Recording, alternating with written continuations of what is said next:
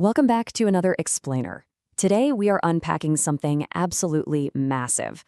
We're looking at one of the most fascinating transformations in human history, the literal architect's blueprint of how the United States built its global empire. We're going to take a completely objective, structured look at exactly how a struggling, isolated nation engineered its way to unmatched dominance on the world stage. Okay, let's dive right into this. It's so easy to look at the world today and just assume the United States has always been this center of gravity. But roll the clock back to the late 1700s, and you see a vastly different picture. You see 13 newly independent colonies completely drowning in debt, lacking a unified currency, and barely even registering on the radar of massive global empires like Britain, France, and Spain. So the central mystery we are solving today is this. How exactly did that poor, debt-ridden ex-colony transform into the ultimate global superpower? To figure that out, we're going to use this blueprint to guide us. First, we'll look at the foundation. Then, the arsenal of democracy. Third, dollarizing the world. Fourth, the Cold War chessboard. And finally, the modern system. All right, let's kick things off with Section 1, the foundation, geographic beginnings. Let's move to the timeline and see how this actually builds. In 1789, the brand new nation was, financially paralyzed. Alexander Hamilton, the first Treasury Secretary, recognized that a nation that can't manage its debt is always going to remain poor, period. So the federal government assumed all the states' debts, created a central bank, and standardized the currency. This instantly built international trust. Once the finances were stable, they expanded the map. In 1803, taking advantage of a totally cash-strapped France that was busy fighting in Europe, the U.S. bought the Louisiana Territory for $15 million. That works out to roughly 4 cents an acre, literally doubling the size of the country overnight and securing vital trade ports. Fast forward a bit to 1898, the Spanish-American War. The U.S. easily defeated the Spanish Empire, acquiring Puerto Rico, Guam, and the Philippines, and really stepping out of its isolation to become a true global player. But hey, land alone doesn't make a superpower, right? You need industry. Following the War of 1812, Britain tried to dump cheap manufactured goods into the American market to stifle their growth. The U.S. responded by throwing up a massive protective tariff system. They slapped heavy taxes on foreign goods to shield their own factories. This allowed domestic production to just skyrocket without relying on foreign powers. Titans of industry emerged: Carnegie in steel, Rockefeller in oil, J.P. Morgan in finance. They laid the groundwork for a massive, fiercely independent domestic powerhouse. Moving right along to Section 2, Arsenal of Democracy, Fueling Global Wars. The economic strategy here was remarkably calculated and highly effective. Step 1, when war broke out in Europe in 1914 and again in 1939, the U.S. initially stayed geographically neutral. They kept the actual fighting far away from their own soil. Step 2, they ramped up their factory production to double speed.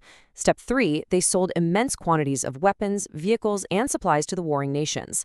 They essentially realized that fighting wars drains your economy, but supplying wars, that fuels it. And this brilliantly illustrates the outcome of that strategy by the end of World War II. The contrast was just stark. In 1945, Europe and Asia were utterly devastated. Major cities were reduced to rubble and their economies were completely shattered. But the American mainland? It was virtually untouched. Not only were their factories intact, but they were booming, having expanded massively to meet all that wartime demand. Because all those warring nations had to pay for those American supplies, the wealth of the world essentially flowed right across the Atlantic. Just look at the sheer size of this slice here. By 1945, the United States hoarded a staggering 66%, 2/3 of the entire world's gold reserves. They held half of the planet's industrial output. They possessed the money, the manufacturing, and a totally untouched homeland. Which brings us to Section 3, Dollarizing the World, Institutional Power. In 1944, before the war was even officially over, the U.S. gathered delegates from 44 nations in a small, quiet town called Bretton Woods, New Hampshire. Kind of an unassuming place to design the entire post-war world, right? Well, there they established the International Monetary Fund to manage global loans, and the World Bank to fund the rebuilding of devastated countries. Shortly after, the United Nations was formed in San Francisco to manage international law. And the key takeaway here? All of these institutions were established securely under an American financial and diplomatic umbrella. So the crucial point is how they structured the money. The U.S. offered to help rebuild Europe and Asia, absolutely, but the loans would be given in U.S. dollars and they had to be paid back in U.S. dollars. Because the U.S. held all the gold, the dollar became the bedrock of the global economy.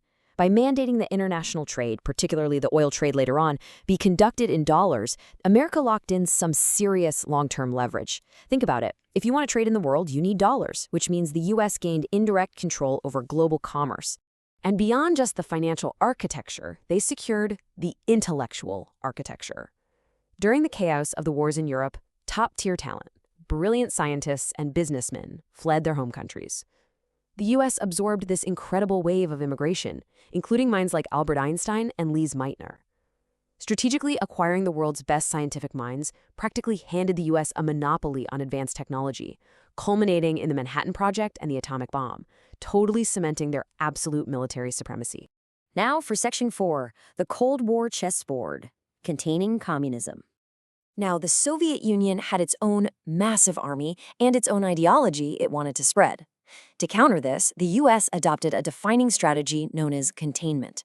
The idea was simple but incredibly demanding: stop the spread of Soviet communism absolutely everywhere on the globe. This single policy essentially justified constant, everywhere at once global intervention. To execute this containment strategy on the global chessboard, the U.S. used every tool available. They formed NATO in 1949, which was a military alliance to literally bind the defense of Western Europe to the U.S. They stationed American troops permanently in places like Germany, Japan, and South Korea.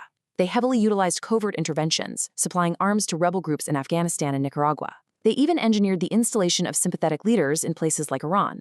The goal was always exactly the same: ensure strategic regions remained aligned with Washington, not Moscow.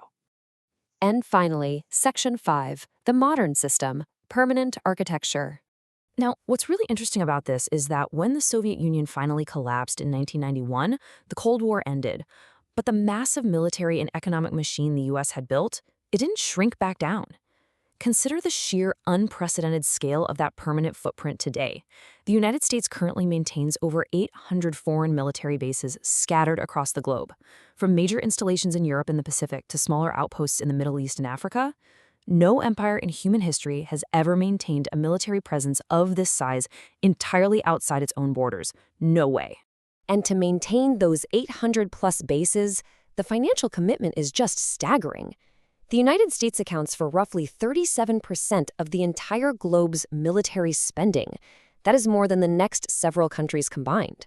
By funding this permanent security network, the U.S. ensures it can project force literally anywhere on Earth, practically being able to reach any conflict zone in about 30 minutes.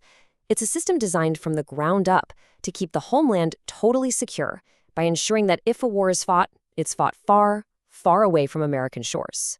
So from a struggling, debt-ridden set of colonies to the undisputed architect of the modern global system, it's an incredible story of geography, industrial might, financial leverage, and strategic positioning.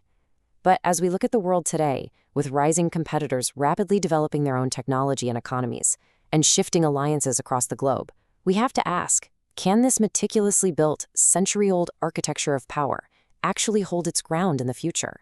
It's a highly complex chessboard out there, and I hope this explainer has given you the blueprint to really understand the moves being made.